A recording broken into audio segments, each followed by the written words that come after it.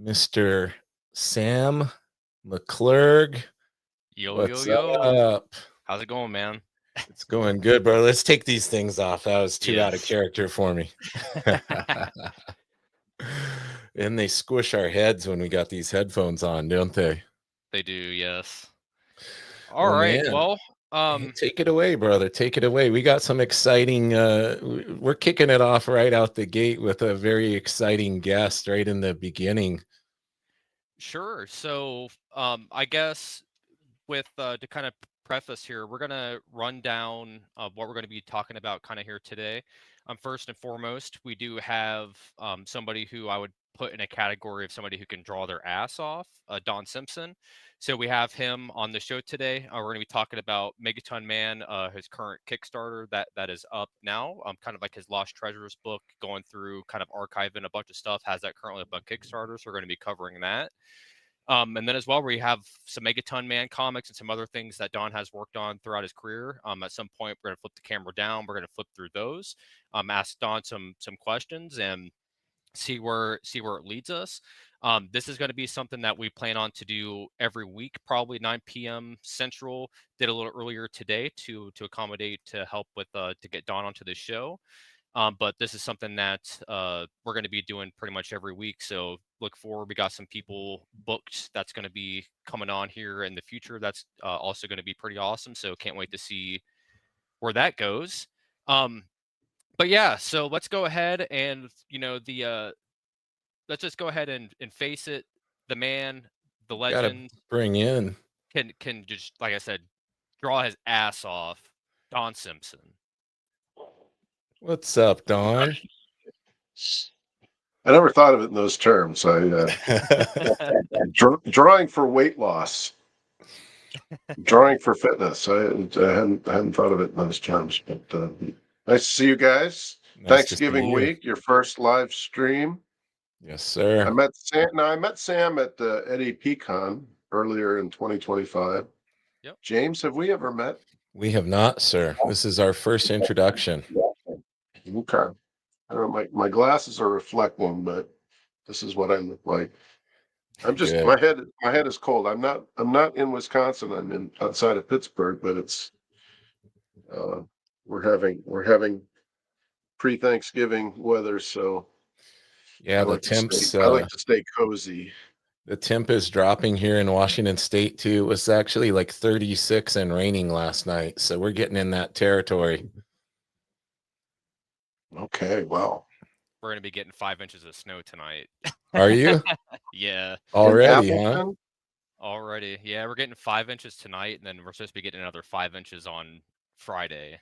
Wow. So I it's lived 2 in days in a row. Wisconsin. I lived in Wisconsin from the spring of 1985 till summer of 86. And my publisher, Kitchen Sink Press, was in Princeton, Wisconsin, which was south of Ripon. My colorist was from Oshkosh. I remember, and Pete Poplaski was from Green Bay. So I've been to Appleton. I don't remember, but I'll tell you one thing: September 1st, 3 feet of snow fell. Oh It my was like God. it was like that scene in Bone Number One, where just 3 feet of snow just dropped from the sky, and it stayed that way until the next spring. And as soon as it thawed, I was like, boy, I gotta head for the hills. So I made my way to. I was in California for a few months, and then I turned around and came back east. Started in Detroit. Now I've been in Pittsburgh or in the Pittsburgh vicinity for close to 35 years now, I guess.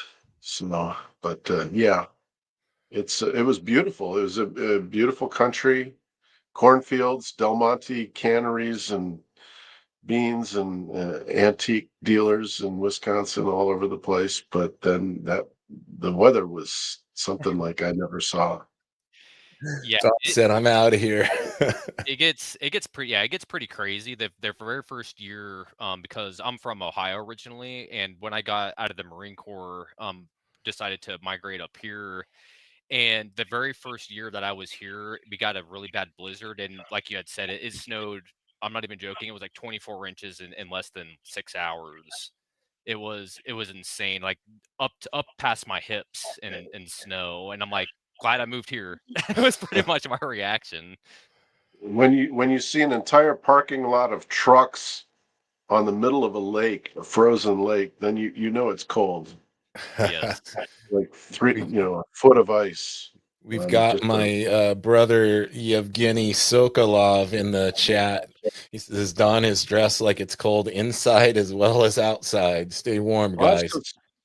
that's because I'm cheap. I keep the heat down, but Now, the I heat feel just that. dries things Yevgeny, out. It dries out my guitars and it just dries out everything. And so I keep it cool. Yevgeny is from Russia, and he works in his art studios like in a shed, detached from his house. So I think Yevgeny knows all about being cold. He's not currently in Russia, but I'm sure he's embraced the cold before. We got Crystal Girl in here. She says hi. Hey, Crystal Girl. So Hello. what brought you to Pittsburgh exactly? Because I'm kind of curious, like what's in the water in Pittsburgh? Because obviously I was just there for Eddie Peacon, and that was the first time I was ever in the city for something that was comic book related. And I don't think there's another city in the United States that even touches Pittsburgh in terms of like being a comic city. Been to San Francisco, LA, Chicago, all over the place, and I have yet to see another city that like is that focused around comic books. Is that the reason why you decided to move out there? My parents and relatives are from Pittsburgh. I was born in suburban Detroit. Me and my brother, 5 years younger, Glenn. So we grew up in Detroit. Went to high school. I went to high school there, and but I visited all the time. And this was before the era of comic book shops. But there was a place.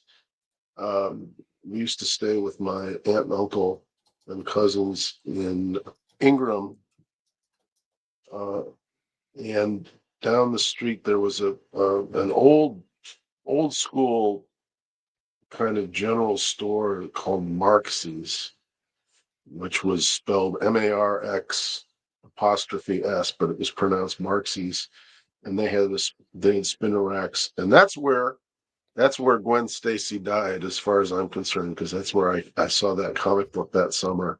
Oh, And, wow. um, but I was,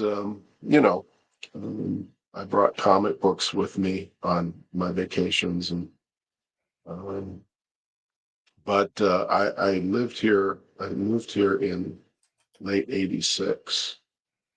So after a sojourn in Los Angeles, I lived in Wisconsin for a year. I went to sunny California.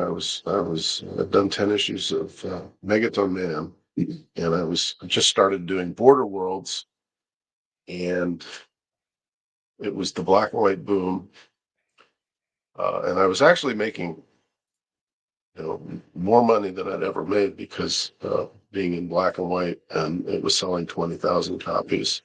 But then came the black and white bust, and sales dropped, and that's a whole other saga. But I headed back east.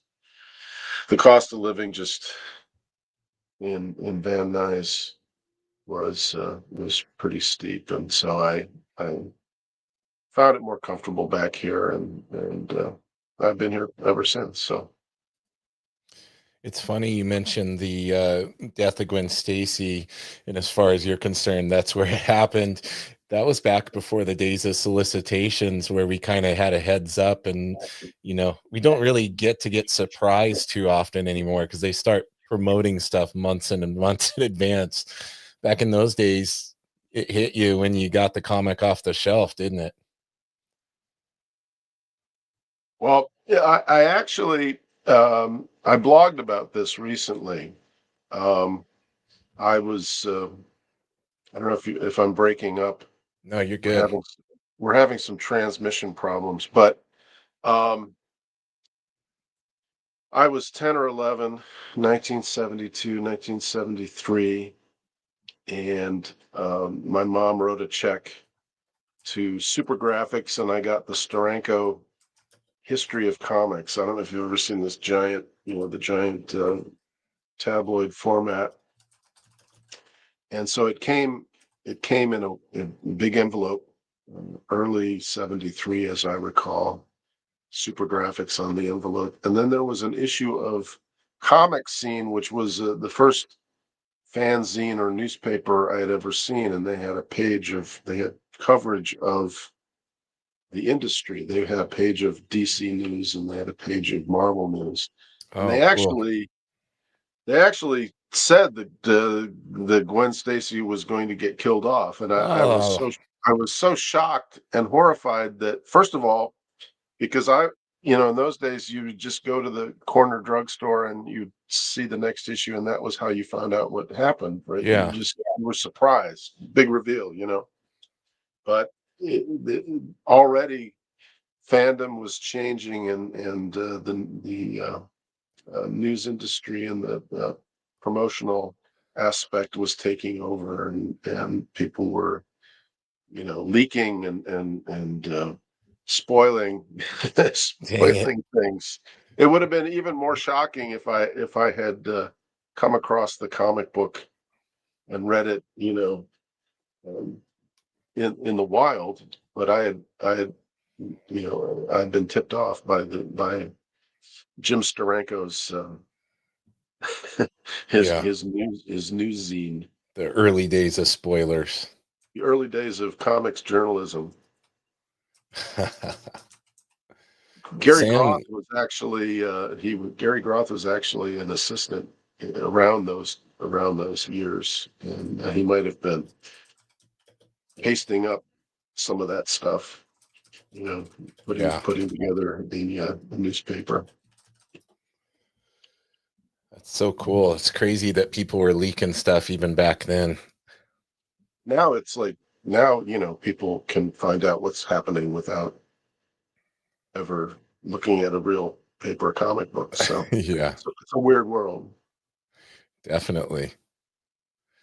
Mr. Sam, you have also oh, you got no audio at the moment, Sam. Oh, okay, I got you. Oh, now you're there you are. Yeah, I was muted. One of the I had a quick question for you, Don, because you had just kind of mentioned the black and white bust. You were working at Kitchen Sink at the time, putting out Megaton Man comics, and from my understanding, you were 7 to 8 issues or so in, and then Dennis Kitchen had decided to pull uh, color comic printing because it was too expensive, so on and so forth, and then you had to bounce into doing like the final handful of issues in black and white. How did you feel at the time having to make that switch to black and white from originally running the comic in color? Yeah, you read the afterword to the complete Megaton Man, sounds like. That I talk about that era. I was gonna do um, Megaton Man was just a one shot that I had an idea for. And Dennis said, "Hey, can you do this every other month?" And I said, "Sure." And I don't know. I didn't know anything. I had done one comic book. So anyway, long story short, at some point we decided, I said, well, I'm going to wrap this up at issue 12. And there was a Amazing Heroes. Speaking of Fantagraphics, there was a book called Amazing Heroes, which was uh, their monthly news, kind of more the mainstream, the little sister of the Comics Journal, if you will. And they had a preview issue, and so we had announced that it would be 12 issues, and it would that would be it.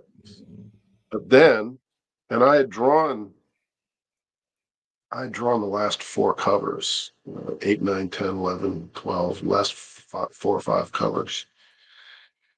Um, but then Dennis called us into the office. I was actually living at Kitchen Sink Press. It was a converted barn. It was a barn out in the cornfields that was a warehouse and office space that had been rehabbed. And he called us into his office and he said, "Well, the color line is going broke. Megaton Man was profitable in color from the beginning, but there was the Spirit. Will Eisner's Spirit had started in color and had done well, but it had dropped in sales. Um, and Eisner wouldn't budge on his royalty. I was told he wouldn't take a cut in pay. And then there was Death Rattle, which was in color, which was this um, anthology, this horror science fiction suspense anthology, and that was not making money because they actually had to pay um, a relatively decent page rate to get professionals to work on it. So gathers us together and he says, "Well, in 2 months we're gonna go black and white," and that would have been issue 9 for Megaton Man. So he said, "What do you want to do? Do you want to keep doing Megaton Man in black and white for 3 issues, or do you just want to keep doing Megaton Man?" I think that's what he wanted me to do. Or do you want to, what's the solution? Maybe there's something else in black and white. And I had already started Border Worlds as a backup feature in issue 6. In fact, one of the pieces in the Lost Art of Don Simpson is um, the original ad that we took out in the Comics Buyer's Guide. Maybe I can show you that a little bit later. But so I said, "Well, I think Border Worlds would work better in black and white. Why don't you give me? I can wrap up the Megaton Man storyline in 10 issues, and I'll try we'll try Border Worlds in black and white." So that's how that came about, and I thought it would work better, and I liked black, using a lot of black ink and Zipatone, and I actually got a hold of some duo shade board for an issue, and I did some duo shade, some of the old school kind of an EC technique. Was used in newspapers a lot and so forth. So I thought it worked a lot better, and it was a mature title. Um, it had it had nudity and more mature themes. So I thought it worked. The drama worked with black and white. So I looked forward to it, and unfortunately, it was such a big switch. People, I had doing this bright, colorful, um, madcap, zany color superhero satire, going from that to a dark, brooding, black and white, you know, meandering drama about this depressed young woman on a space station that it kind of threw people. So, and then the black and white bust, I think, was the biggest factor, which was everybody in the world was, all these the retailers were going crazy for black and white comics because, and the only explanation I've ever been able to come up with was that Rolling Stone magazine had done this big coverage on The Dark Knight, Frank Miller's book, which was a color DC comic book, prestige format. But the Turtles, the Teenage Mutant Ninja Turtles, was the biggest phenomenon, and that had been inspired by Frank Miller's Ronin.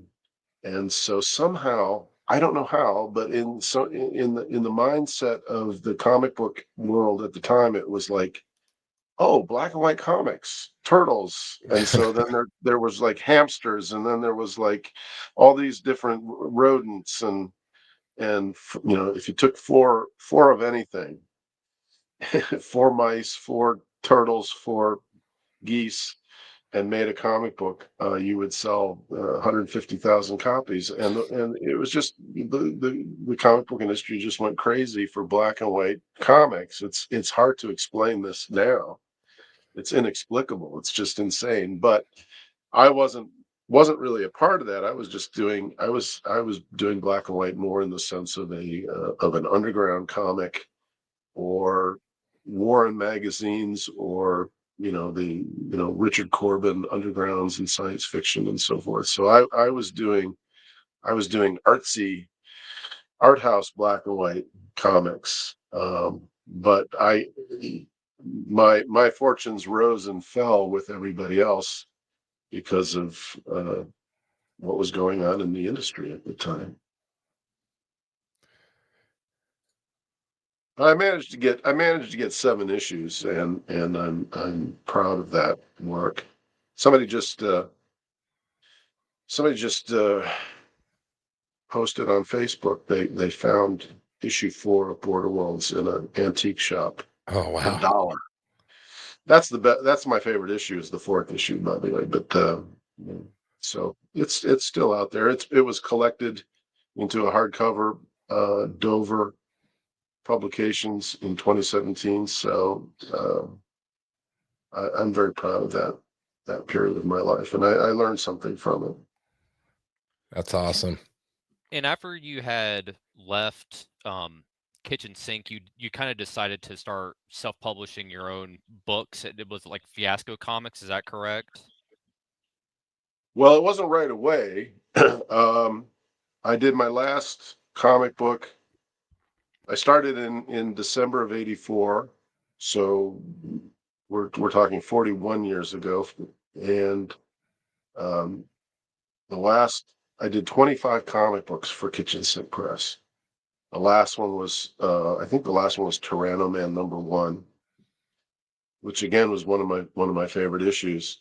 That came out in 1990, and after that, I was already freelancing for DC Comics. I did 18 issues of Wasteland, which was kind of like a death rattle anthology. It was written by two guys, John Ostrander and Del Close. Del Close, the legendary improv comic comedian legend who knew everybody in comedy. He knew, he had conducted workshops in Chicago with John Belushi and Stephen Colbert and Amy Poehler and all kinds of people.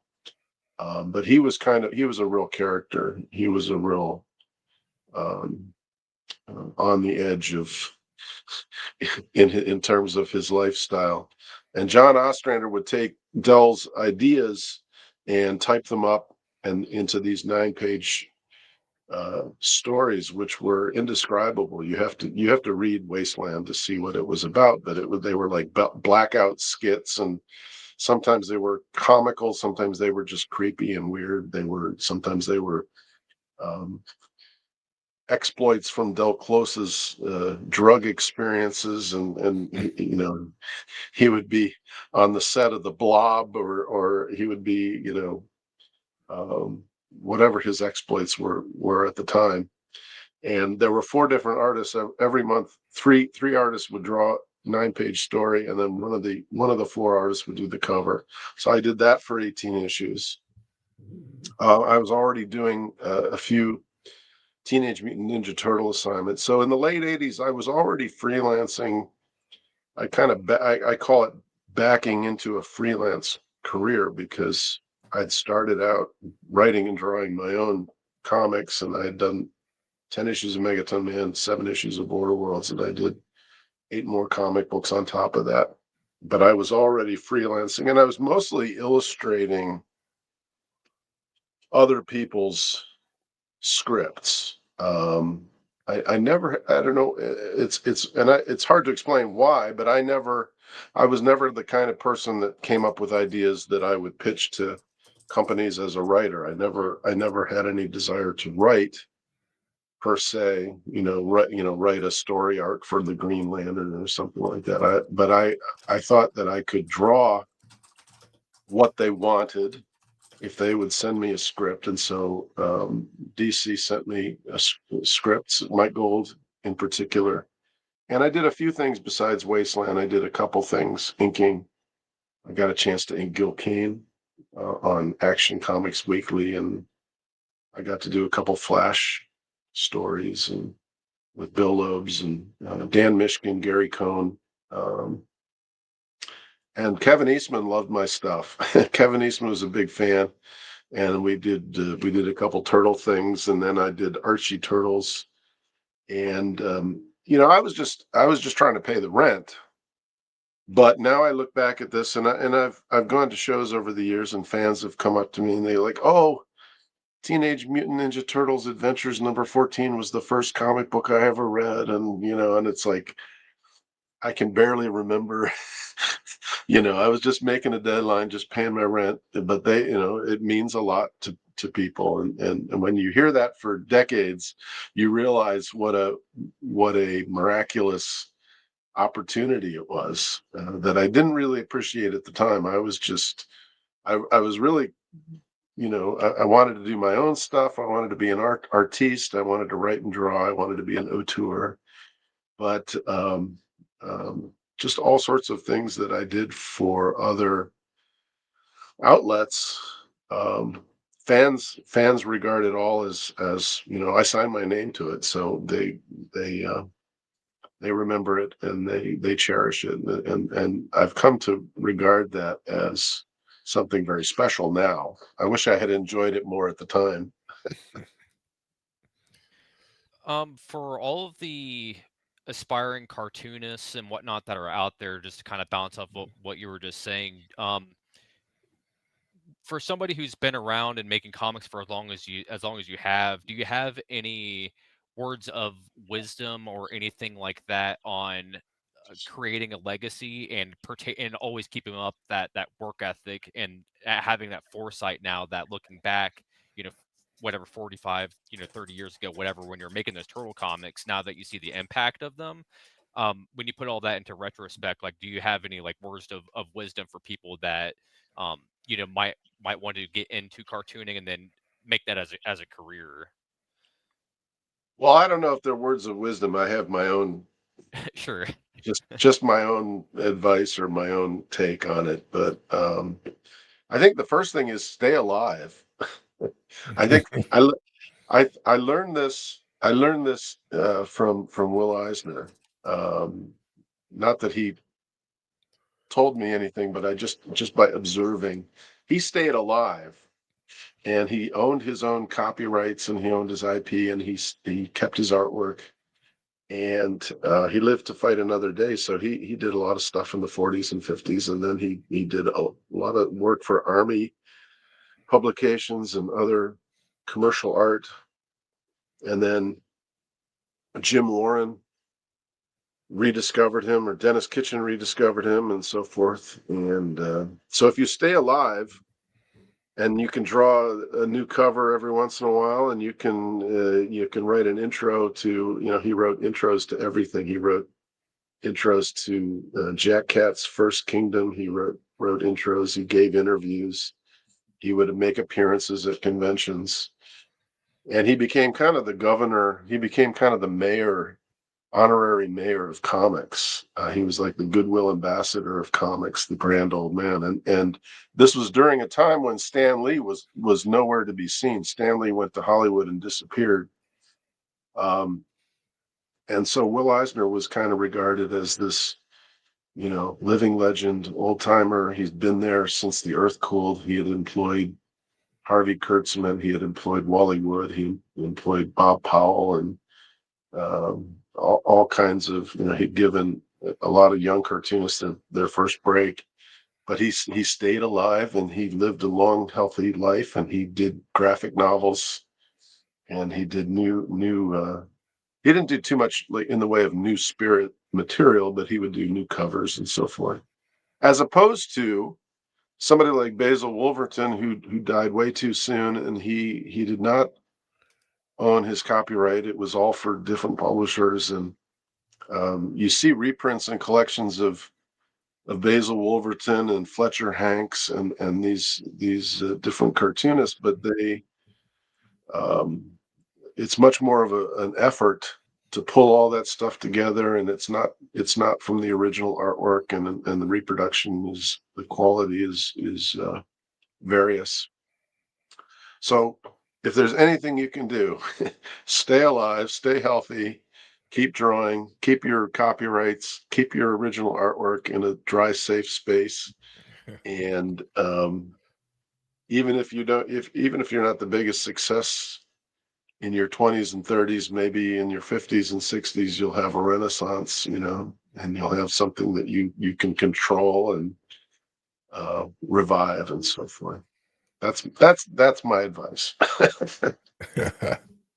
No, and it's really solid advice. And to be honest with you, like when you Will Eisner is like the prime example that he was making comics from the 30s on, and he was able to keep the rights to the spirit to himself, and was never thrown under the bus by any schemy businessmen or anything like that, to my knowledge. So that's definitely somebody that I think a lot of people can take lessons from. And you look at Eisner and you can look at Kirby, and they're totally polar opposites with how they got shafted by by the industry, for lack of a better term. So definitely a lot of cautionary tales there for sure. Well, the thing I want to say about Eisner, and he's not he was influential and he was interesting for a time.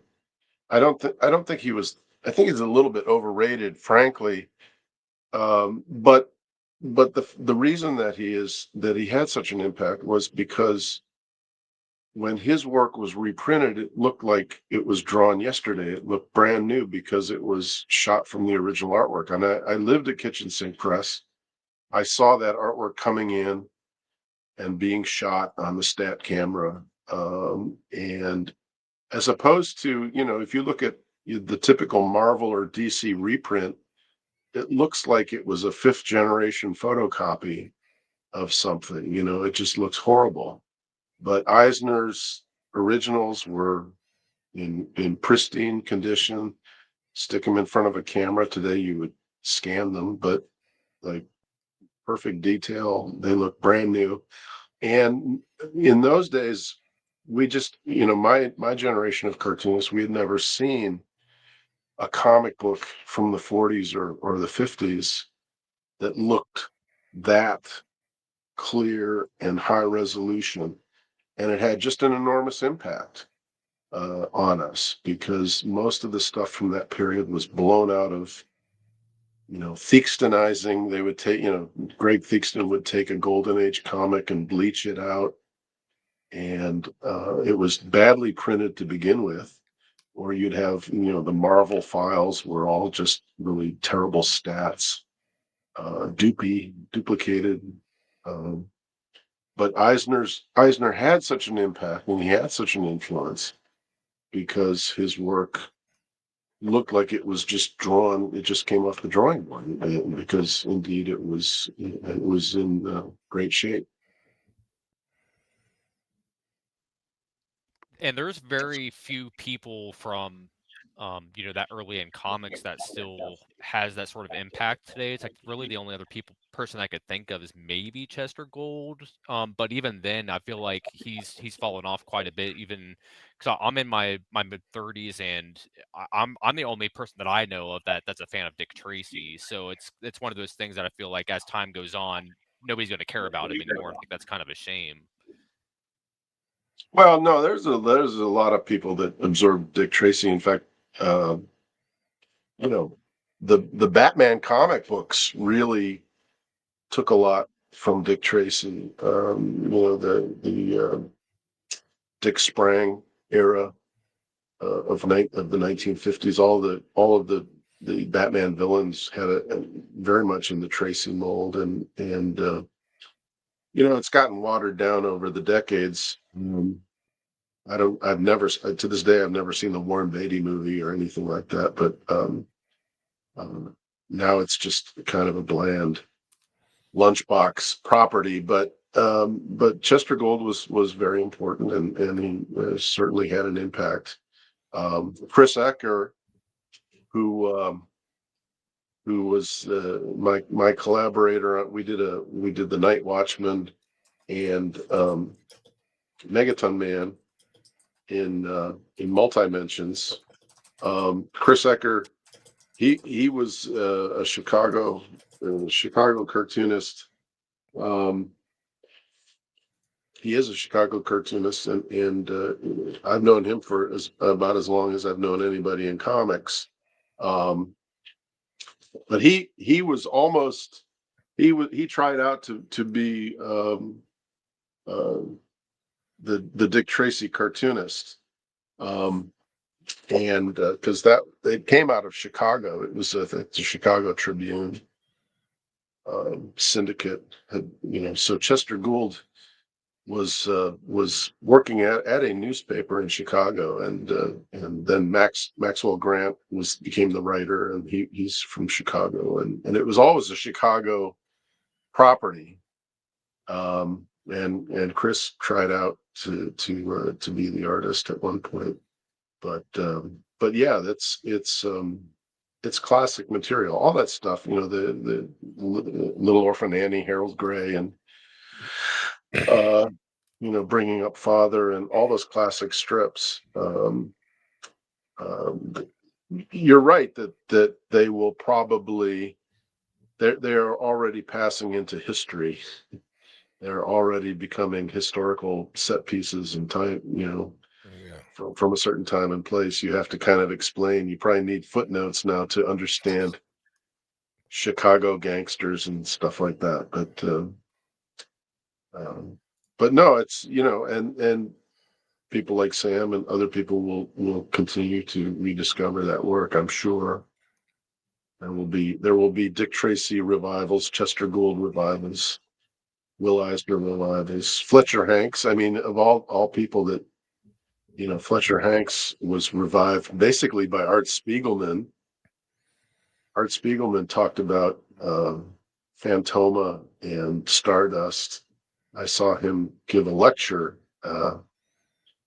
public speaking. This had been 20 years ago. I mean, nobody knew or cared about Fletcher Hanks, and now um, he's a topic of conversation among younger cartoonists now.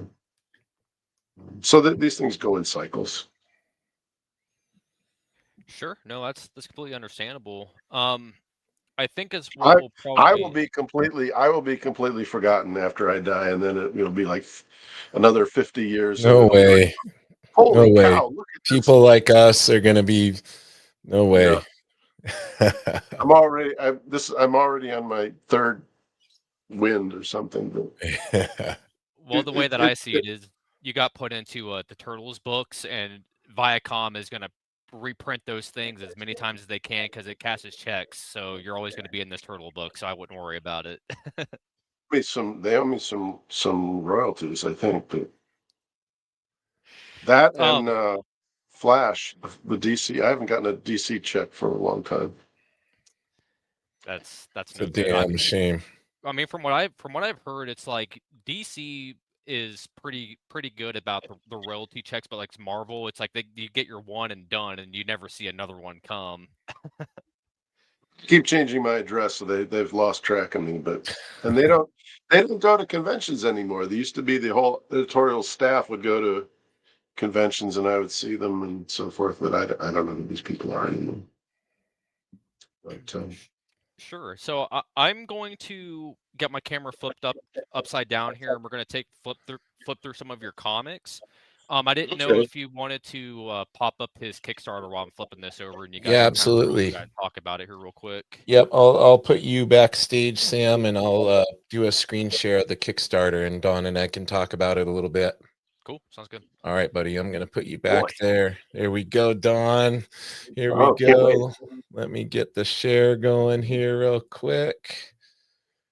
Share screen. I showed you. This was 2025. We did Megaton Man Multi-Mentions, Yes. which is a treasury size.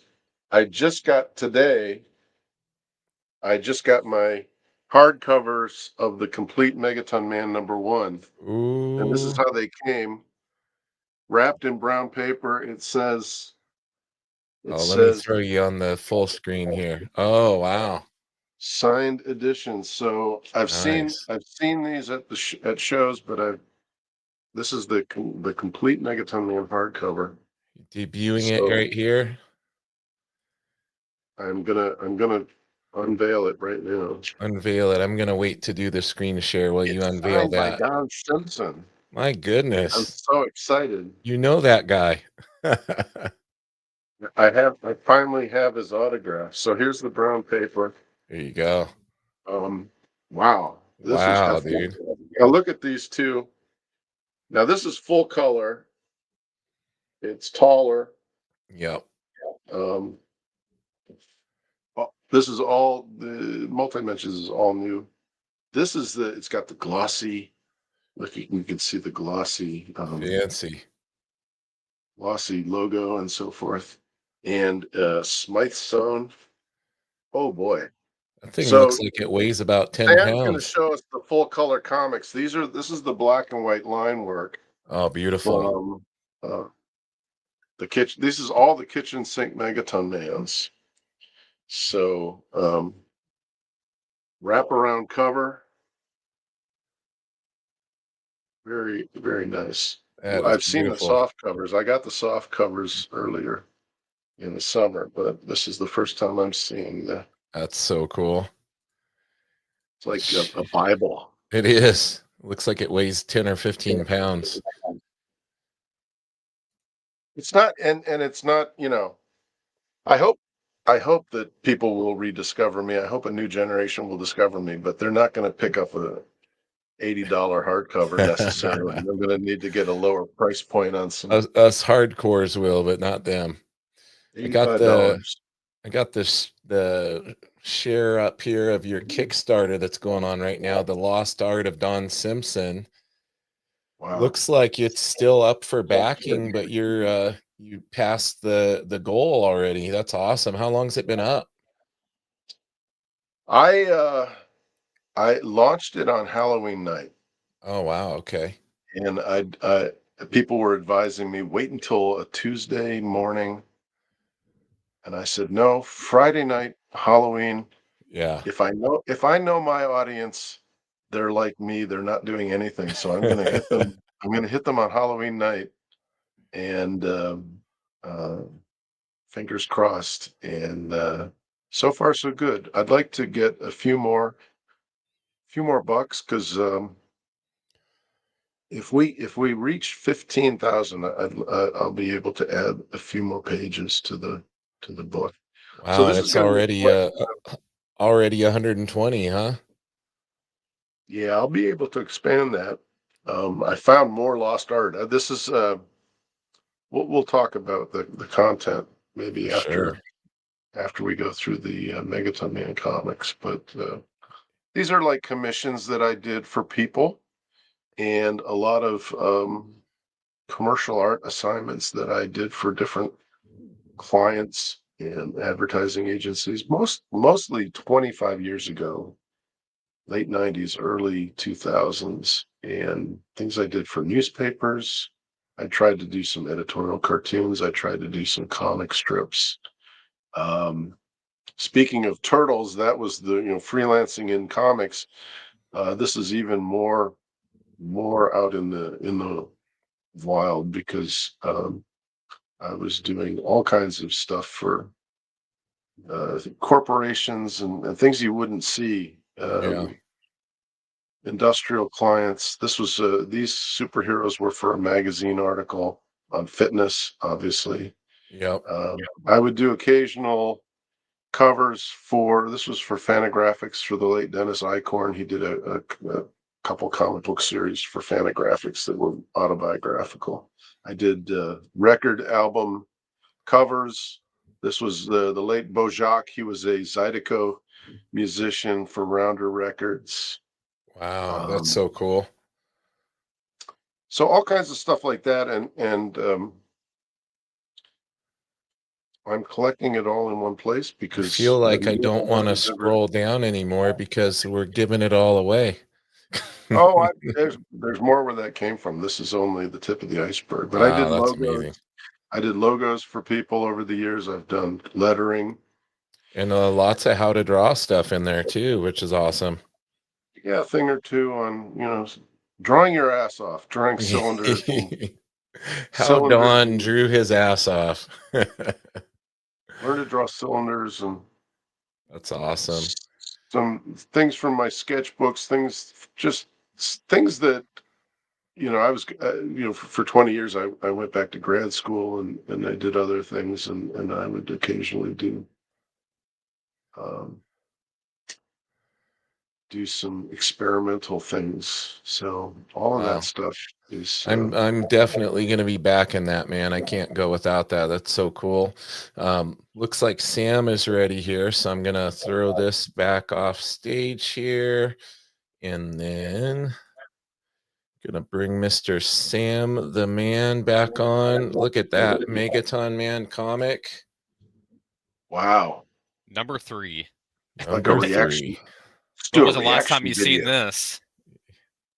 Well, not too long. It's in the complete Megaton Man in black and white. But I Sure. have I I've kept a set of like my desk copies, but they're all beat up and falling apart and so forth. But yeah, that was the third issue from uh, April '85, I think. So Yep, that's what it says. 80 April 85. um, I was kind of curious because there's quite a few people you can that make that. colored Why on don't you this, make that full screen? You can make that full screen, and then Yep, we can talk about. there we including go. I'm turning this light down here a little bit so it doesn't reflect. But there's quite a few colorists that are on this issue, including my very first mentor, Ray. So I was kind of curious how that kind of worked out, how you guys coordinated so many different people coloring on the same comic. Well, I drew in black and white. I did the writing, the lettering, and I assumed that the first issue would be in black and white. I used a lot of Zipatone on the very first issue, and a lot of tones and a lot of detail. And Kitchen Sink at the time wanted wanted to venture into color. I think they were kind of forced into it because competition with Eclipse. Eclipse had done a thing called John Law Detective, which was this Will Eisner book. John Law was kind of a spirit detective, and in fact, the story had been reworked into a spirit story. It was the Bring In Sans Serif story. And Cat Ironwood at Eclipse Comics was helping. The story I heard was that she was helping Eisner clean out his New York studio. He was moving to Florida, and she came across stats of the original story before it had been altered into a spirit story, and so they reprinted John Law Detective in full color on Baxter paper. That's what you're looking at is Baxter paper, and it was higher price than the typical color Marvel comic or DC comic at the time. I think there was Marvel and DC were like 60 or 75 cents or $1 or something, and uh, little publishers like Eclipse and Kitchen Sink Press had to charge $1.75. Kamiko $1.75, $1.95. I think ours was, and it was a new process. I don't know if Ray ever explained, but they use cell vinyl paints, and Ray was coloring it. Pete Poplaski did the covers. Bill Poplaski, his brother, ended up coloring the Border Worlds backup feature, and it's brilliant satire. I mean, we're not even talking about the giant hamburgers, and but I was trying a lot of different things, and you could see I was being very minimalistic. I would just show a matchbook, and I'd just show a pack of cigarettes, and this was my uh, Doonesbury. This was the guy with the mustache is a kind of a is supposed to be kind of a Gene Wilder Yeah, kind that's of what I figured. interpretation of what I imagined Gary Trudeau was like. And then there was some venturing into science fiction. I was trying to work some of that in. Um, And this was ostensibly a Love and Rockets parody, which I don't think was entirely successful, but that was going on at the time.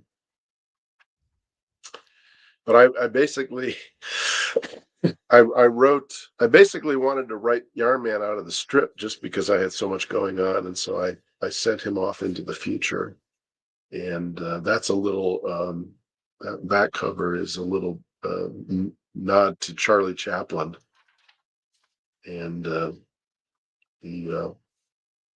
uh, there's a famous Charlie Chaplin still with the kid, and yeah, that's the third issue. And if you notice, it's like that issue is there's like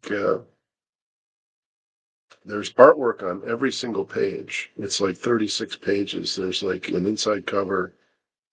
There's the back inside cover is an ad for personal appearance, but there's like it's like 36 pages of artwork. I tried to fill it up. I didn't really like letters pages and ads and stuff, so I tried to fill it, which was insane, but because most comic book stories would have been 22 pages at the time. Sure. But I tried to fill it up with everything. And yeah, the color choices would always be surprising. That's Ray's coloring there. The cover was Pete Poplaski, and to try to explain the kind of technique that he used, he did all kinds of layering, and he added tones, and he would take the line work, he would make stats, and then he would peel off the line work and have different layers, and that's how you got the purple clouds and the purple spaceship and so forth. But his working method is impossible to describe. It was half painted and then half overlays that somehow um, the color separator would put together. And this is all pre-digital, basically. I mean, it was laser scanned, but um, today you have your typical flatbed scanner is a lot more sophisticated than what they were using back in those days. So what's the other comic book you got there? Boom. Oh man. And it's autographed by It Larry is Marder autographed and by everyone in this book. So we got Martyr, we got Scott McCloud, Bob you, Burton. Bob. Yep, everybody's on here.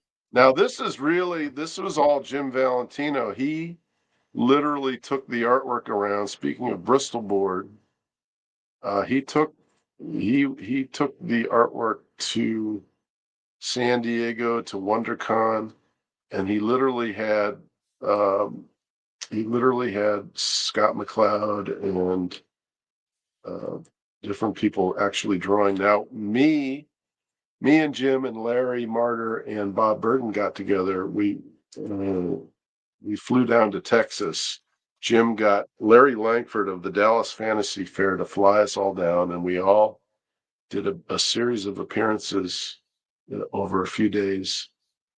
We appeared at Lone Star Comics. We appeared at a couple shows, but we got together and we talked about this whole collaboration.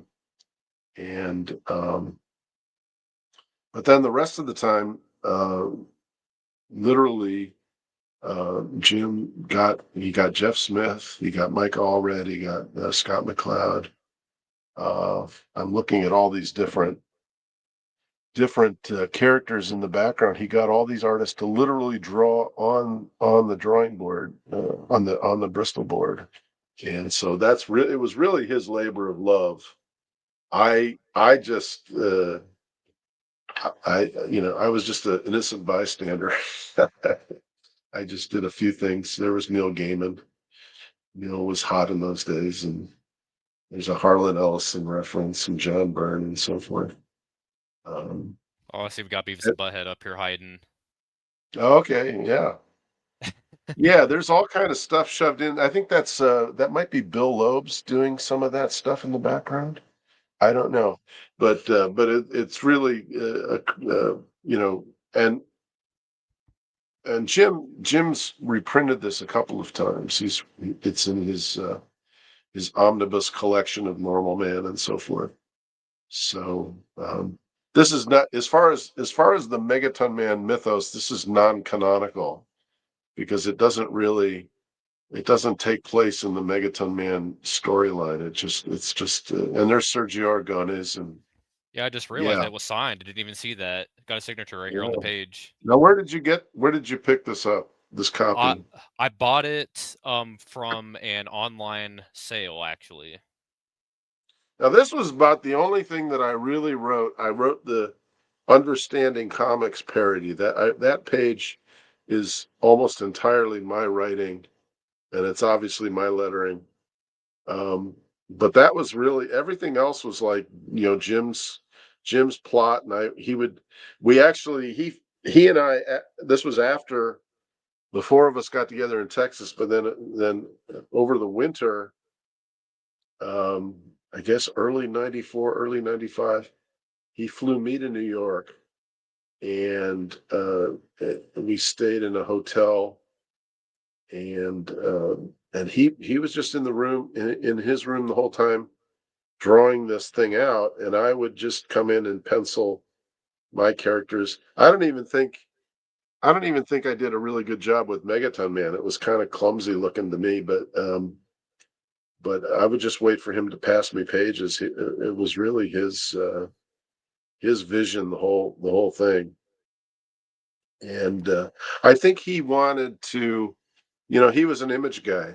I mean, Jim Valentino's career is a pretty amazing example. He had started with in Undergrounds, and he did Normal Man for Aardvark Vanaheim, and then he did a book called Valentino, which was autobiographical, and then he just flipped a switch, and he turned in some Marvel samples, and he started doing Guardians of the Galaxy.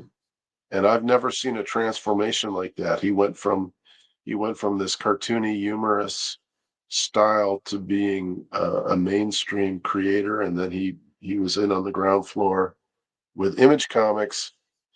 And then as soon as he was famous for Shadowhawk, he still wanted to shove Normal Man in people's faces. So he wanted to do he wanted to do this team up very, very badly.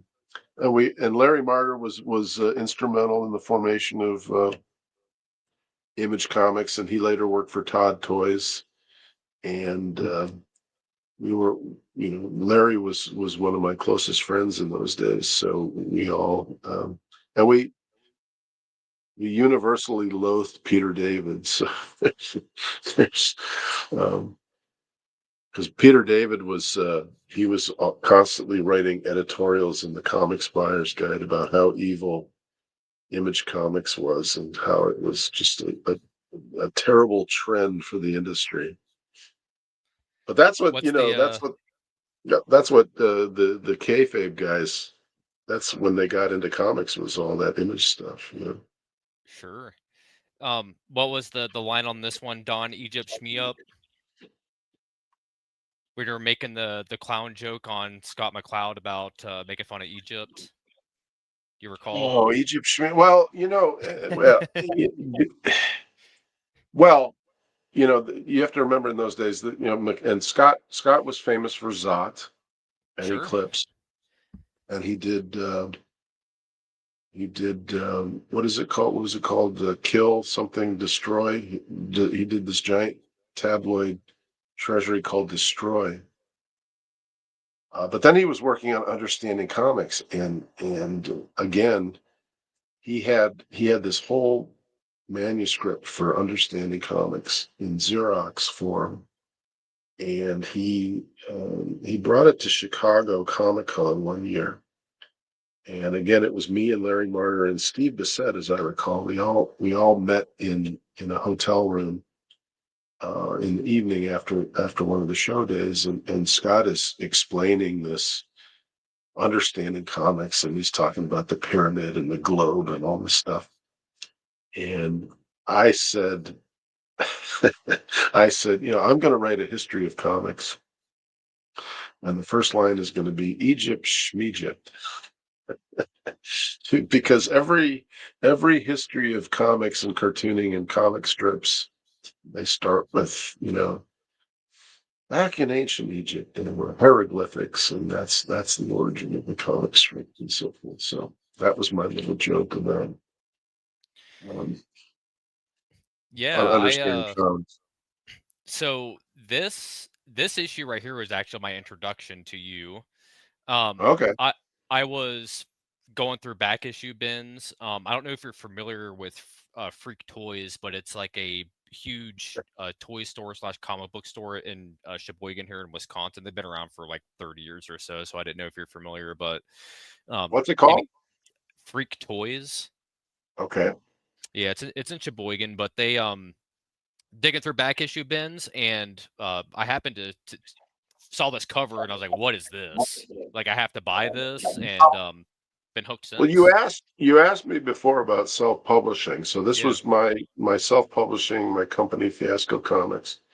But it wasn't a straight line. It was like I created a bunch of comics for Kitchen Sink Press, came to an end in 1990. But I didn't I wa- it wasn't making me rich, so I didn't have enough money to self-publish.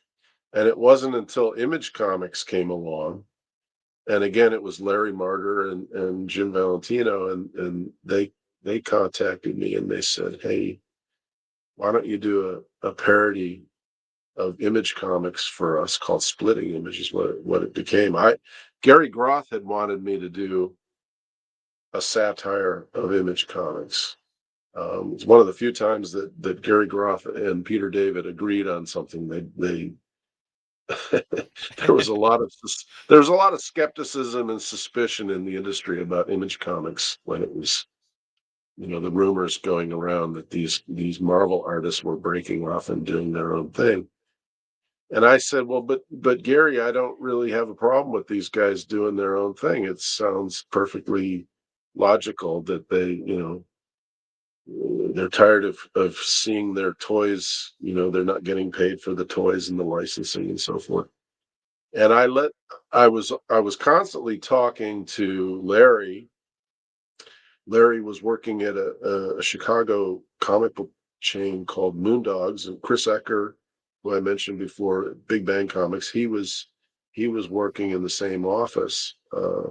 He was a manager of one of the stores, and he was um, in charge of, I think he was in charge of sales and ordering and so forth with Gary Colabano. So I was talking to Larry all the time, and Larry was talking to Jim Valentino. And so I told him, I said, Gary Groth wants me to do this hit job on Image, and I declined. And next thing I know, I got a phone call from Jim and his buddy Rob Liefeld. They were studio mates, and they're on the phone saying, "Hey, why don't you do your hit job, but do it for us? And it'll be an Image comic." And that was, and I got a good pile of money from that, and I got even more money from Eric Larson from the Savage Dragon team up that you have on your wall. And that's the money that went into publishing Fiasco Comics. Long story short, otherwise I wouldn't have had the material means to do this. Now I had already started working on this storyline in like 91. And you can see from the shape of the pages, I was thinking of a magazine format because there's a lot of white space at the top and bottom. So I was thinking I wanted to do more like a Love and Rockets magazine format. That was one of my aspirations.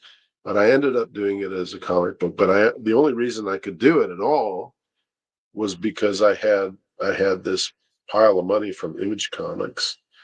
And Steve Bissett and Rick Veitch made a pile of money from Image, and a lot of people got were on that gravy train, and they got a pile of money, and then they could self-publish, and that was the '90s. That was how we were able to do it, was thanks to Image and those phenomenal sales that they enjoyed in year one and year two. Sure. So speaking of Image Comics, and making fat paychecks, so this is something that I wanted to show James. So to kind of give you a little bit of background, James is kind of that comes from that '90s background, Image Comics, so on and so forth. He actually worked for Todd at his comic shop, the Spider's Web, for a period of time. Right. So I'm more of an underground alternative comic sort of guy. So introducing this kind of stuff, to him is kind of one of the drivers behind the reasoning why we started up the show. Um, so I kind of wanted to, because I would assume he doesn't know anything about this, so I kind of figured that we'd show this off because I also happen to have this, which we're going to get into here in a second. So I would assume that you know where I'm leading at with this, but can you give us a little bit of background on 1963 and then kind of how that ended up, and then how you ended up getting to the annual? Well, everybody knows the story. These 6 Marvel artists broke off and formed their own imprint. Or they were originally published by Malibu. Jim Valentino, Liefeld, Mark Silvestri, um, Jim Lee, Todd McFarlane, Louis Portacio, Eric Larson, and Chicago Comic Con was important because they invited all these guys as guests in '92, and this was the show at the time was already it was in the Rosemont. I don't know, it was a Sheraton or whatever the hotel was, but the hotel was already bursting at the seams. So Chris Ecker suggested that they pitch a tent out in the parking lot, which became the famous legendary Image tent, and lines around the block. And what made it even more phenomenal was that Marvel and DC got pissed off, so they didn't send any talent to the convention that year. So Image had no competition, and it was just this big phenomenon out in the parking lot, the Image tent. I had about 5 or 6 pages of Splitting Image photocopies, and I was peripheral to all of that.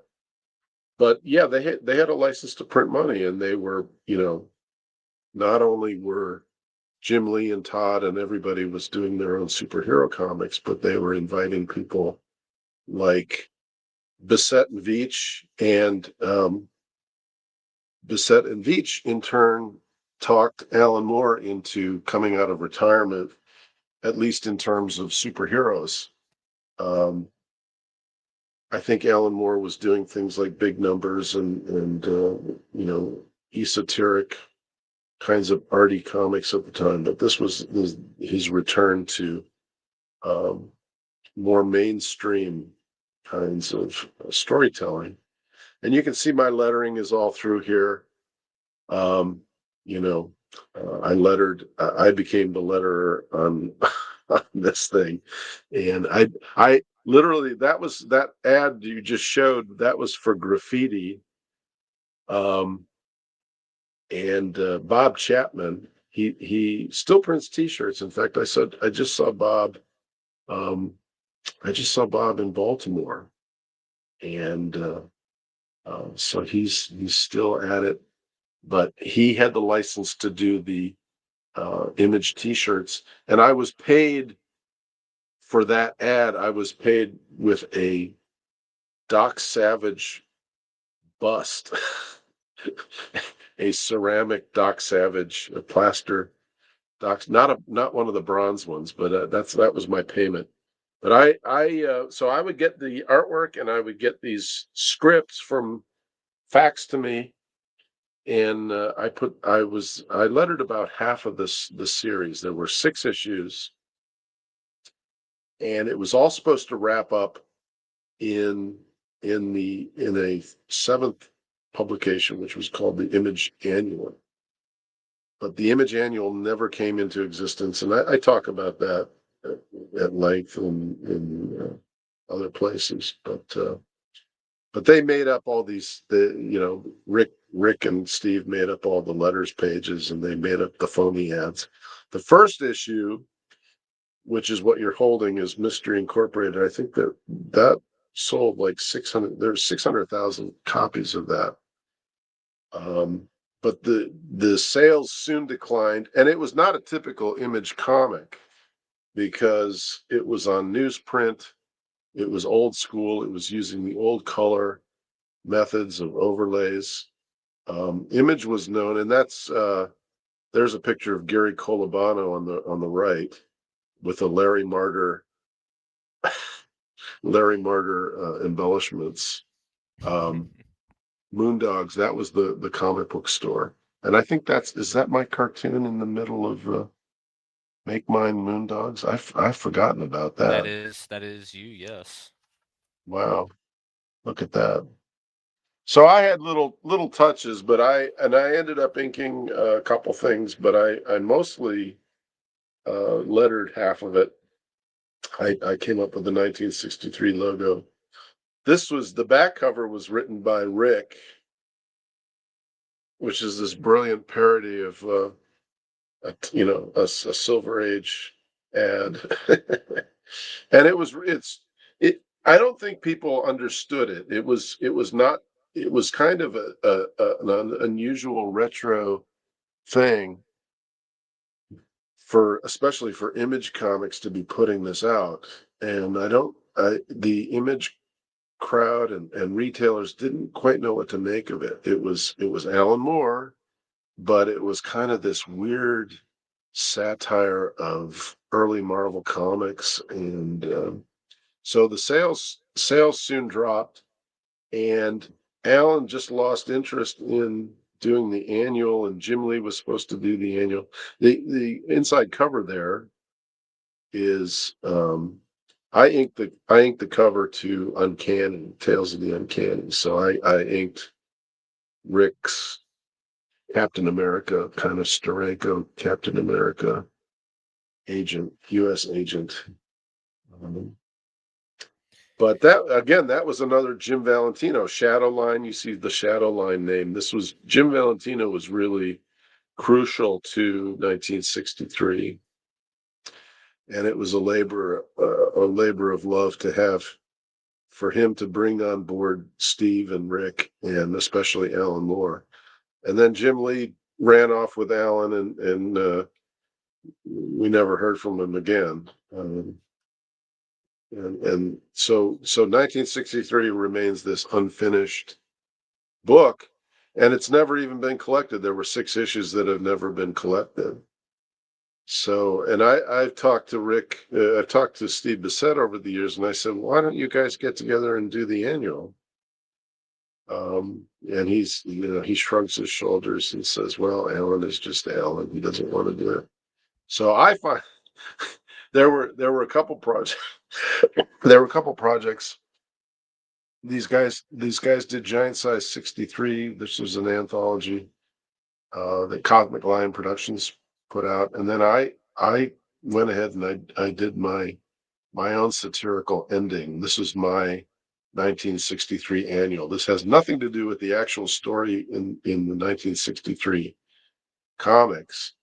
I just did avatars of uh, of all of the uh, you know the 1963 characters were avatars to begin with. They were all avatars of the early Marvel comics. So like Cyclopster there is kind of the Hulk, um, but he's basically Ant-Man from 1963, and U.S. Agent um, is uh, is Rick's character and so forth, and Mystery Incorporated is the Fantastic Four. So I did my riff on that, but this has nothing to do with what Alan Moore actually might have done. I have no idea what. I understand there's a script floating around, or there was part of a script, or there was uh, a few pieces that Jim Lee had drawn, but I just went off and I did my own, and Gary Groth wanted to publish it, so there we go. When I first heard that you were doing this, I honestly thought it was an extremely funny idea, and it makes 100% sense why you had gone through and had put this together. Um, this is so 1963 is probably like my favorite thing that Image has put out, just in general. So having this, and obviously like you're one of my favorite cartoonists, and then having this on top of that is just kind of icing, on the cake, uh, to kind of put it Well, into those if you words. if you turn to the very last page, that was the first thing that anybody ever saw of 1963. That was the house ad, and I think it ran in Shadowhawk and it ran in a few of the Image comics. But that was the only thing they saw that they had seen. It was like, Alan Moore's coming back to comics. He's coming back to superheroes.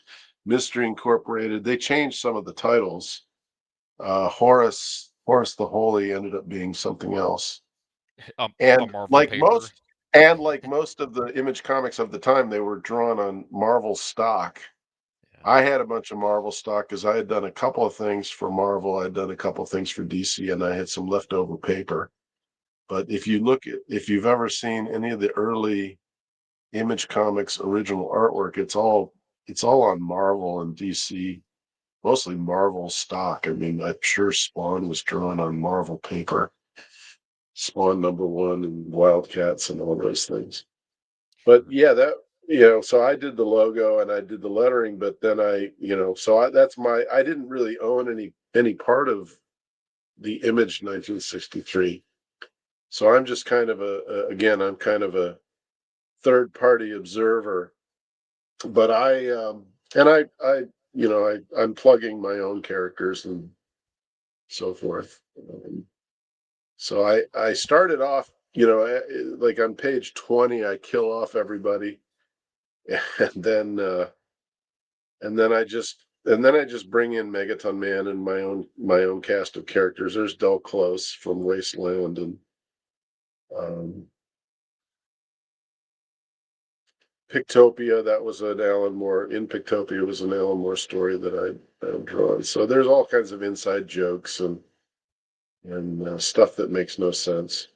I've had people have reviewed this online, and they've accused me of being self-indulgent, which is true. And then, of course, the kayfabe guys.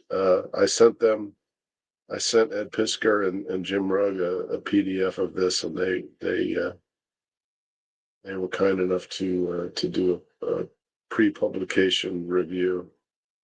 And Yeah, that's how I found out about it, was that PDF that you sent off to them, and they did a little flip through that, and I put my pre-order in through Fantagraphics. I was like, I gotta get it. Definitely paid oh off. yes.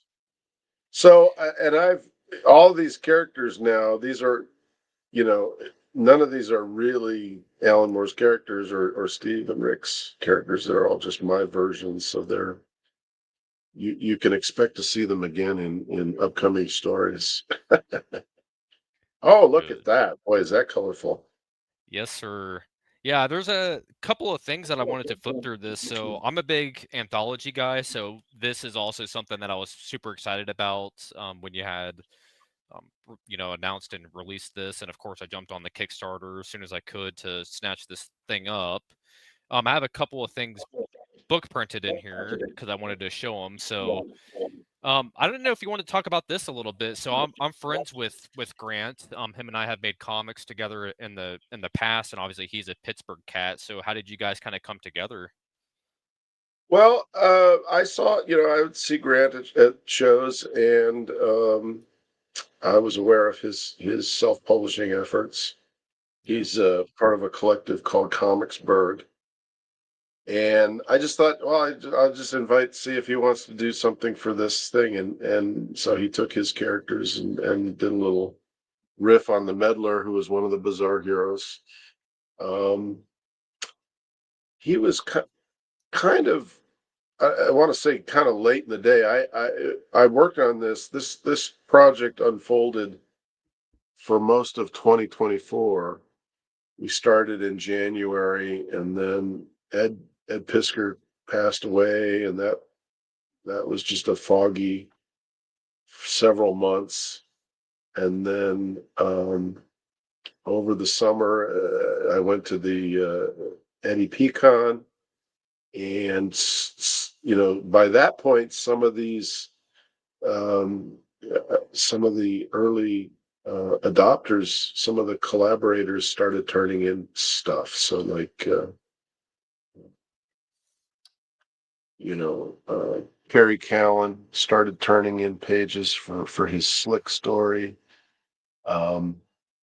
Misi, he did like the first page of that. He did. It was just going to be a pinup, and that's all it was for months and months. And then like in October, November, he cranked out the rest of the story.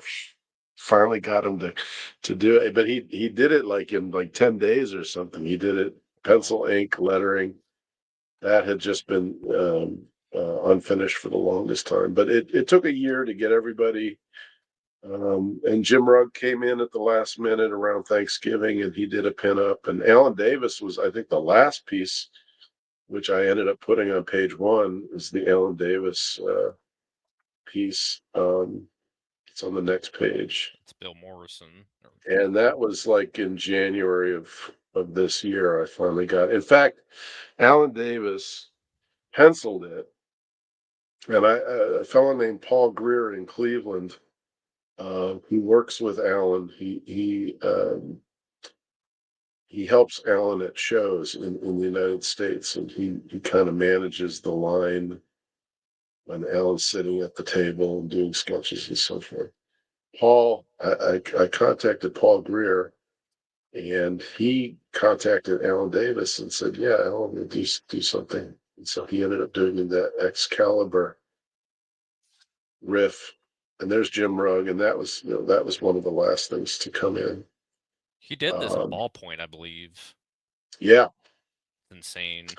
and he's put that to use in several pieces now, but it's very labor intensive. Yeah, I have But the poster for this I got from the Kickstarter.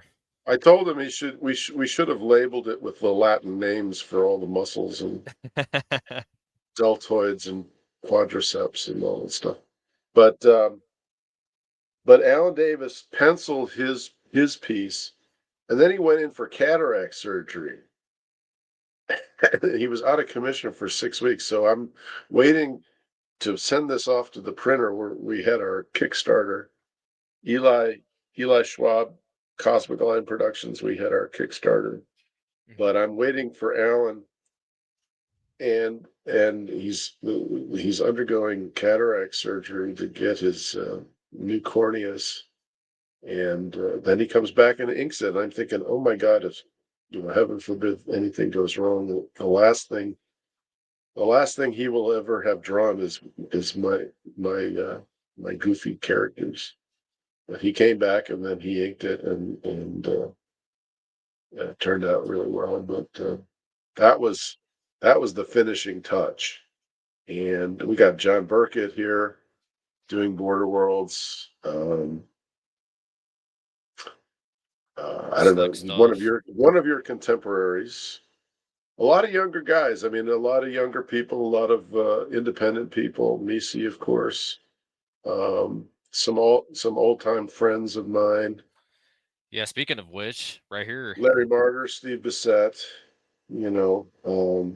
Those were actually from 1988. They had actually drawn those in one of my sketchbooks, and so I repurposed those and scanned them, and I got permission to run them. And the Larry Martyr piece is just perfect. That's just because the cosmic cue ball plays a big role throughout the book. Yeah, James, you gotta check out Bean World, because I'm sure this probably isn't something that's on your radar, but yeah, for I sure. don't even know how to even describe this this comic. You just have to look at it.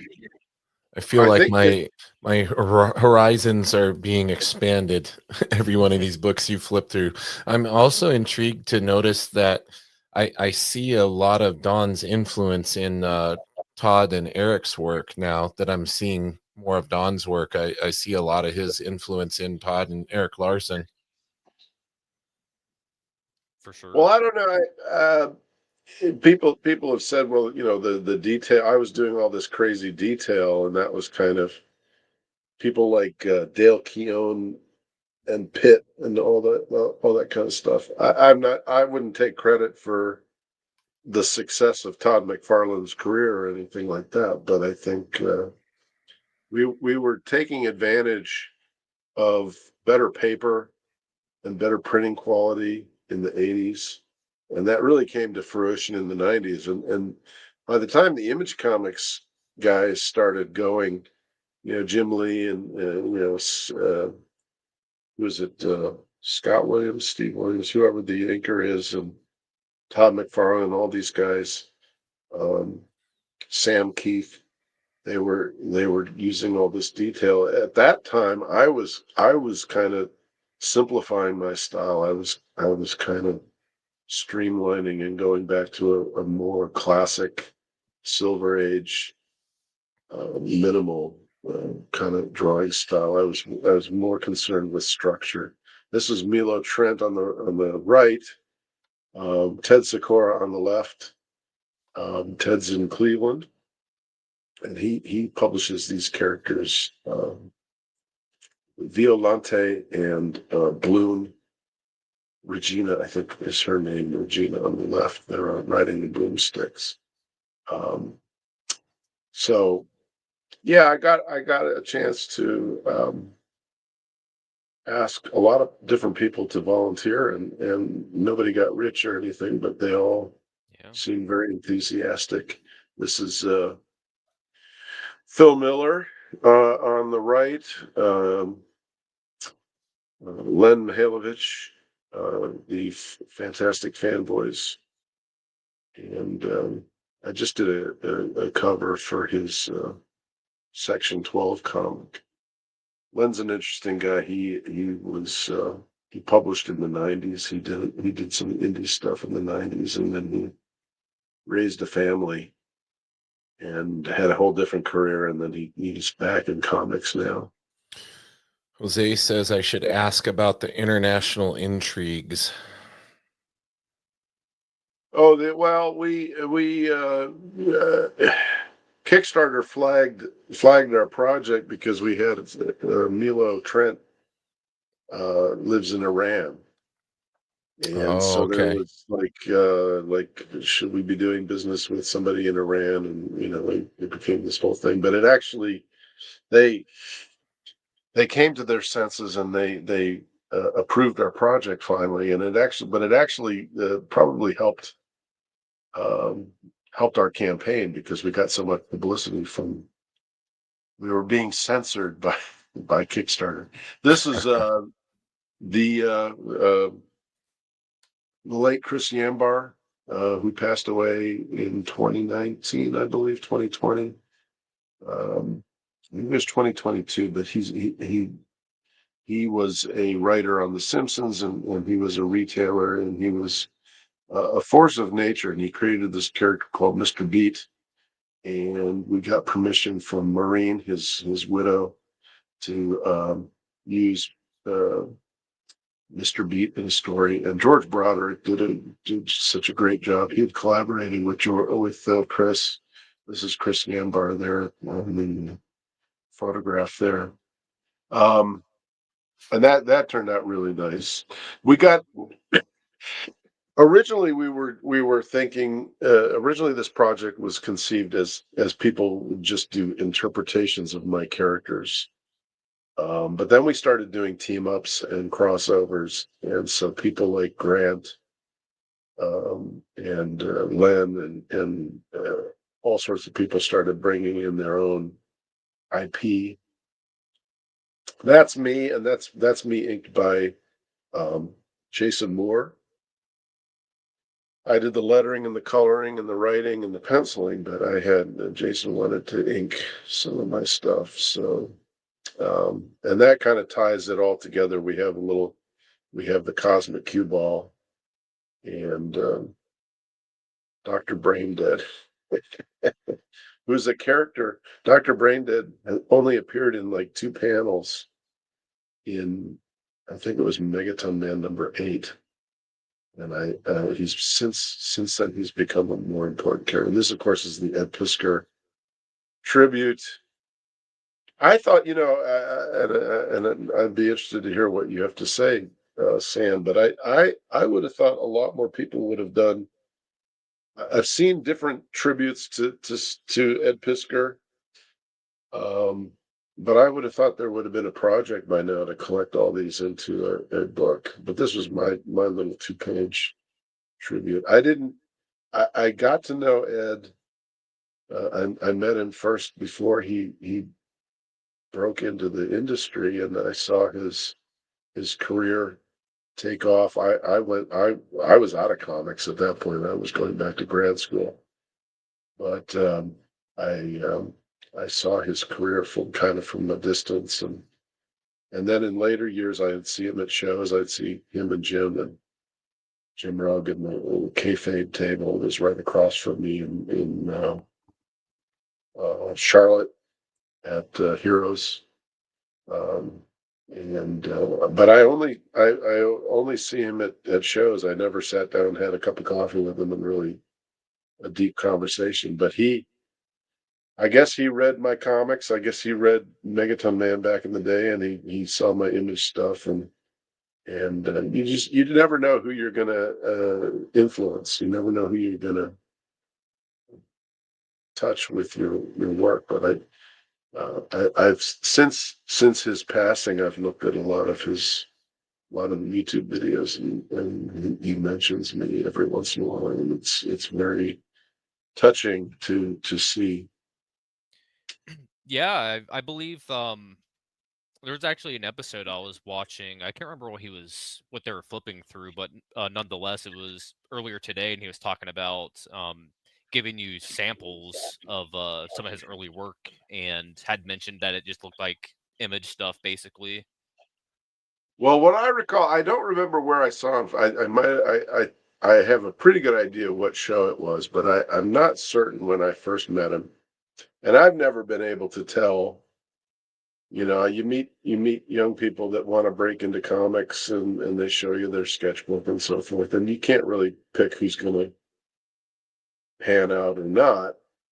But I remember this tall, skinny guy with earphones and the Public Enemy stuff and the hat and the Pittsburgh Pirate cap and so forth.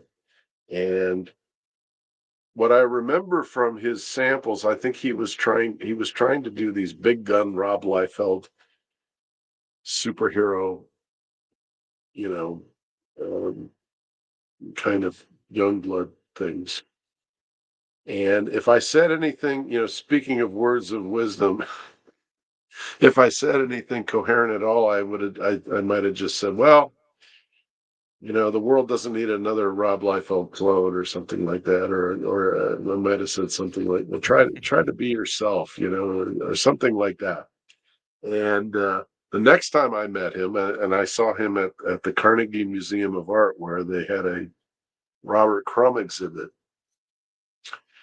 and he had his sketchbook again, and he showed me, and it was like he had totally transformed. He was doing his more WYSIWYG style of urban cartooning and so forth. And so and from there he just took off. Again, I don't take any credit for any kind of guidance or anything. But I'm glad to see he dropped the he dropped the Liefeld routine, and he just did his own thing, and the rest is history. Yeah, and to answer your question, I've read through this probably twice now, and both times that I've read it, I've completely missed those 2 pages up until we almost hopped on here for the stream. And then that's when I bookmarked it, and I was like, how did I not see this? And I honestly thought it was a beautiful tribute. It was funny.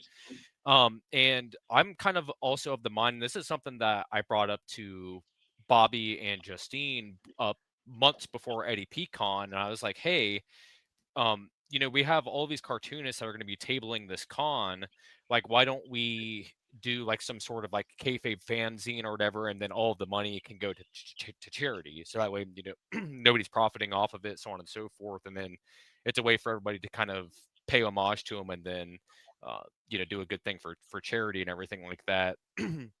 And they obviously never went through with it. Bobby said that maybe in the future that would be something that they would like to do, but um, Yeah. I don't know. It's weird because we have all these, like I said, we have all these artists in the same building. We're all there for the same cause, and it's like it would be super easy for everybody to just to pitch in a page, and that's 30 plus pages right there if everybody just does a single page, and that's a comic that they could sell. You know what I mean? Yeah, you mentioned Bobby and Justine. Those are the brother and sister of Ed Pisker. Bobby, um, he calls himself Bobby Potter. That was his wrestling name. Bobby Pisker and Justine Cleaves. And yeah, and I like I said, I only knew Ed from a few times that our paths crossed. And I would see him, at local Pittsburgh things and local appearances, and I bought the X-Men from him and so forth, and then they were kind enough to interview me, just the year before his passing. But I didn't even know he had a family at all. I didn't know anything about these people, and I only met them after the fact. And yeah, I mentioned the same thing to Bobby, and he's kind of a mind that it's still kind of real soon, and it's too soon, and they're I think they certainly want to keep his name alive, and they went through the challenge of putting out the Switchblade Shorties, which they published. I didn't pick up a copy of that. I got to pick up a copy of that, but that was a big undertaking. And I suggested to them, I said, there should be it'd be easy to get people to contribute to a memorial thing. But I think that's in the future. I think they're still it's still very fresh to them, and but it's to me it's a natural thing. I think there's a lot of people that want to express their feelings about Ed, and Yeah, um, and I was telling Mama Piscord that when I was in Pittsburgh, I was like, don't let all the drama bullshit and all that stuff just put that aside. I was like, look around and like look what Jim and Ed built, and like all these people are here because of what they did. So it's like just remember that it's like their ultimate goal was to get people to make more comics, and it's like everybody in here is making more comics because of Ed and Jim. So it's like that's a testament to what they did for the comics community. yeah, and again, I'm just one of many people. Um, I have, my advice, my 2 cents worth. But um, I think for the family, uh, they they're really proud of it, and they're really proud of the success of Eddie Pecan. I think it's also really very emotional for them. I got the sense, the second one, that it was really took a lot. It took a lot out of them. They were pretty drained by it. So I think they're gonna figure out what they want to do going forward. There's the Make More Comics grant. I was actually a judge of the Make More Comics grant. That was kind of in honor of Ed and the marching orders. They've got the kayfabe belt. What's his name? Yider. Ye- I told he won the belt, and then he's carrying it around Columbus. I went to Columbus to the crossroads, and Dan Yider, is it Dan Yider? Am I saying this right? He's Yeah. got the kayfabe belt, and he's carrying it over his shoulder. And I told him what he should do is latch it together and wear it like a sash, like a Klingon.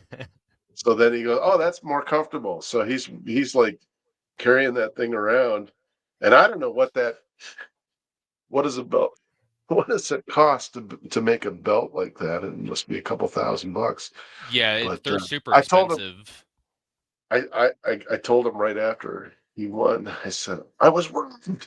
I deserve that belt, you know. But he's quite proud of being the kayfabe belt holder, and whoever gets it next year, and I think they want to keep the tradition alive for sure.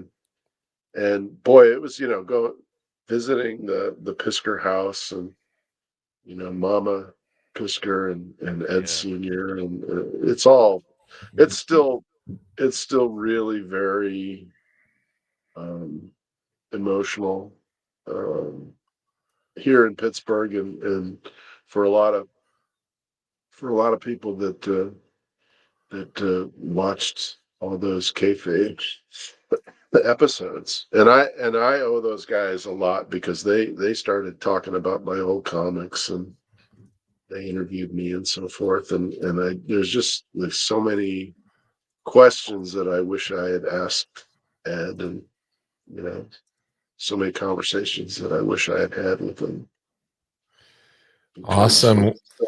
Yeah, it's such a special thing to see. Like, I know somebody was telling, well, no, Sam, you were telling me like his dad has really embraced the whole thing too. He's like walking around in the tracksuit with the chains on and everything. Yeah, it's such a yeah, cool but thing to see how they've kind of, oh, that's awesome.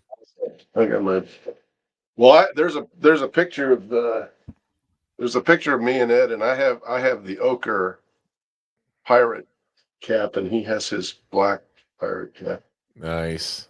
Um, Well, Don, yeah, I as would we see him wrap around things, town.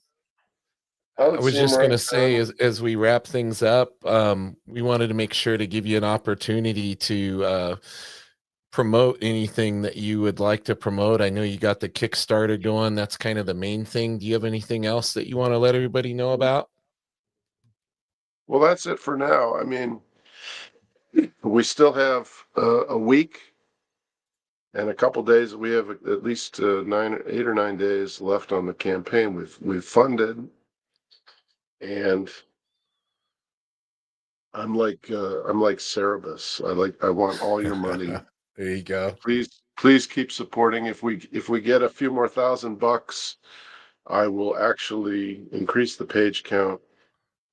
I've got more lost art that I found, and I would like to include. This was, um, I did a couple.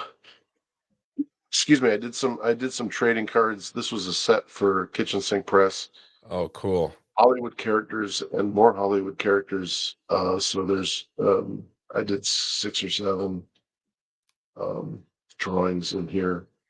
Um, so I'm going to reproduce those in the book.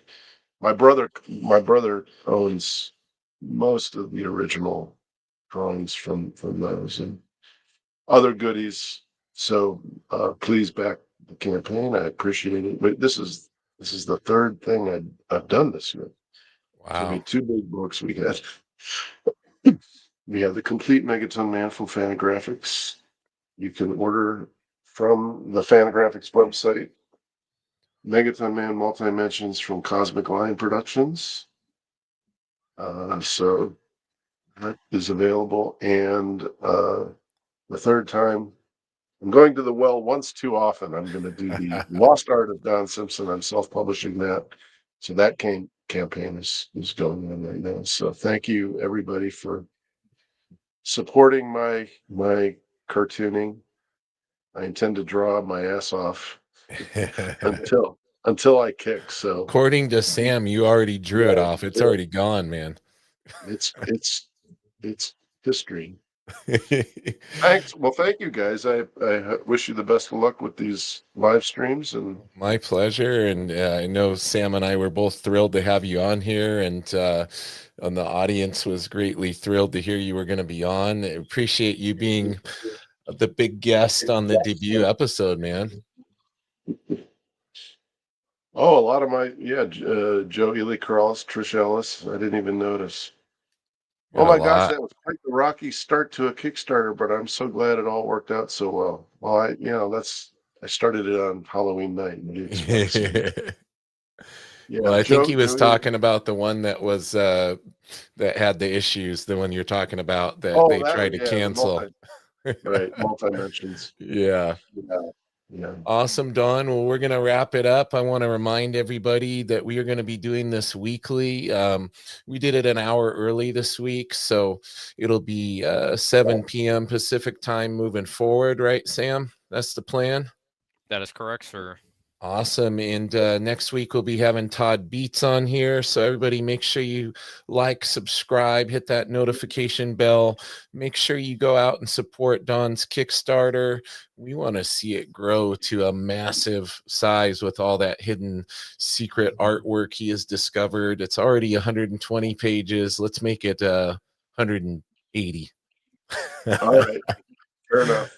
Thank All you, right. guys. Everybody go support Sam, my man.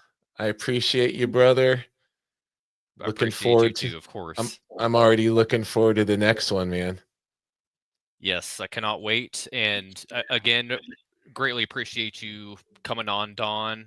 You're a really big influence of mine, and I've told you countless times that I think you are the best letterer in comics, bar none. And that's a stamp of approval for me. I won't Absolutely. argue with you. I won't argue with you. I'll see you guys. See you next year at Eddie Pecan, hopefully, and we'll see you around the circuit. Thanks, guys. Sounds good. Thank you, brother. Thank you, Sam. Thanks to everybody watching. Until next time.